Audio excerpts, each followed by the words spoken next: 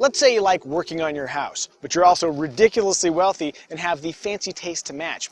How many diamonds do you think you could glue to your favorite hammer before you compromised its basic function? Let's find out.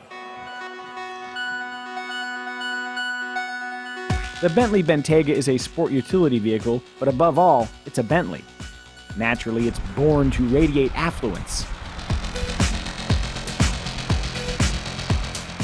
As a guy who hates attention and being abducted, I prefer to maintain a low profile. But for everybody who adores gawking strangers, the Bentley Bentayga has a bold, chromed presence that alerts the area, hey, the guy with all the money just arrived.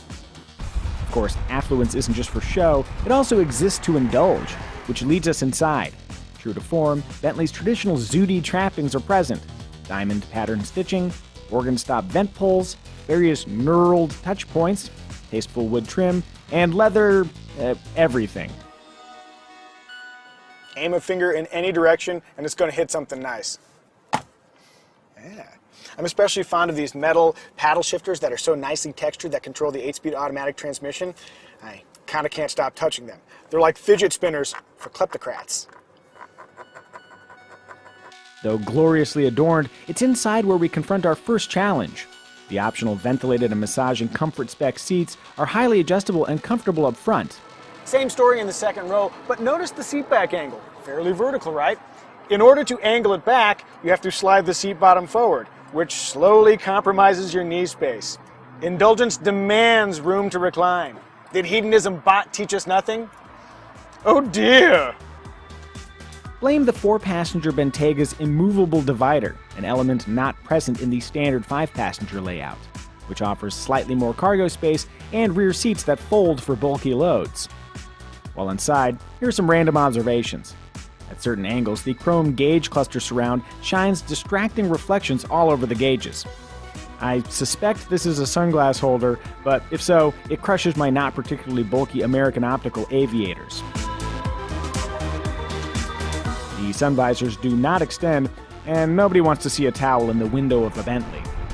Lastly, our $273,000 test car exhibited an odd, annoying whistle at speed.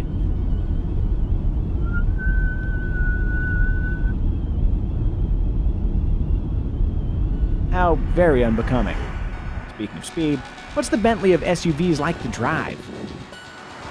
First, it's stupid fast. When you floor the accelerator and the power arrives, man, does it make an entrance.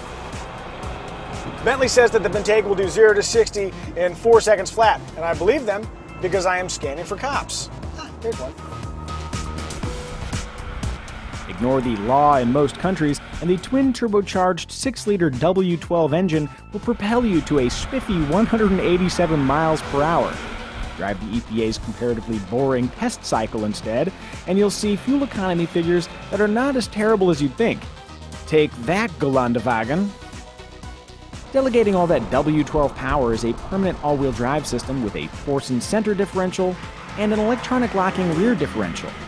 Suppose that four-wheel traction could facilitate unpaved adventures, but really, aside from random sheiks enjoying the dunes, no one's taking this beast off-road. If you do find yourself off-road, use this knurled knob to sync vehicle behavior and the air suspension with whatever surface you're gingerly tiptoeing across. Note, sunlight makes it impossible to see what mode you're in. Luckily, there's a small redundant display in the gauge cluster. Perhaps one of the strangest behaviors I've noticed driving the Bentley Bentayga is its throttle response off the line. Press the accelerator, not much happens, then the power kicks in. I did not move my foot when that happened. So to recap, not enough power, then too much power. What an annoying way to move from stoplight to stoplight.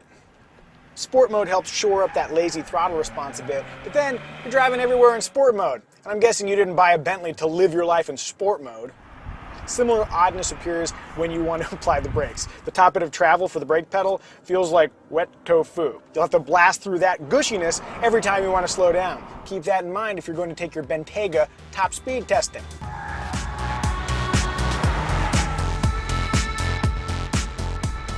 Going and stopping weirdness aside, the standard self-leveling air suspension delivers a predictably plush ride with minimal body roll, but for best results, resist the urge to upsize from the stock 20s to the harsher riding 21 or 22-inch wheels.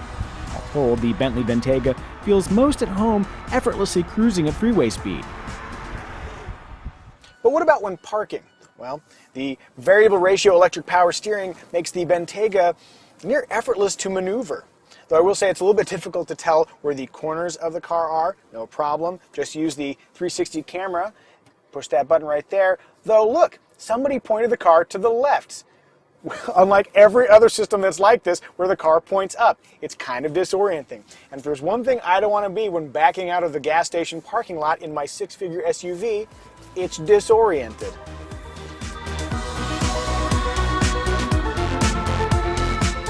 For a nearly $232,000 base price, the Bentley Bentayga includes full LED headlights, an 8-inch infotainment system, soft closed doors, and a power tailgate.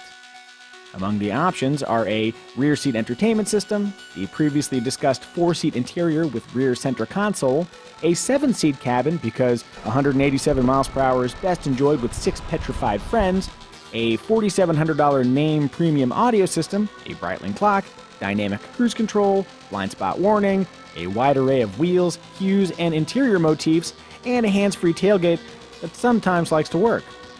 Spend liberally, and a $300,000 sticker price is entirely possible. I could belabor the extent to which the Bentayga is customizable, but trust me, if you really want something, have your assistant trundle down to the old Bentley dealer, scream the word Mulliner, and Bentley's elite team of craftsmen will transform your unreasonable demands into automotive reality. Who's up for a little falconry? Rather than filling the competitor section with snarky visuals of cars, boats, and your child's college education, I'll just mention that there aren't many comparable SUVs. You can spend a healthy six-figure sum on a Porsche Cayenne Turbo S, Range Rover SV Autobiography Dynamic, or the impressively uncivilized Mercedes-Benz AMG G65. Where sheer cost is concerned, the Bentley Bentayga occupies a category of one. For now. Like a diamond-encrusted hammer, an SUV this expensive is objectively absurd. But judging the Bentayga by its functionality is a mistake. It's not about function, and it's definitely not about value. It's about being the best, or at least the most opulent SUV available.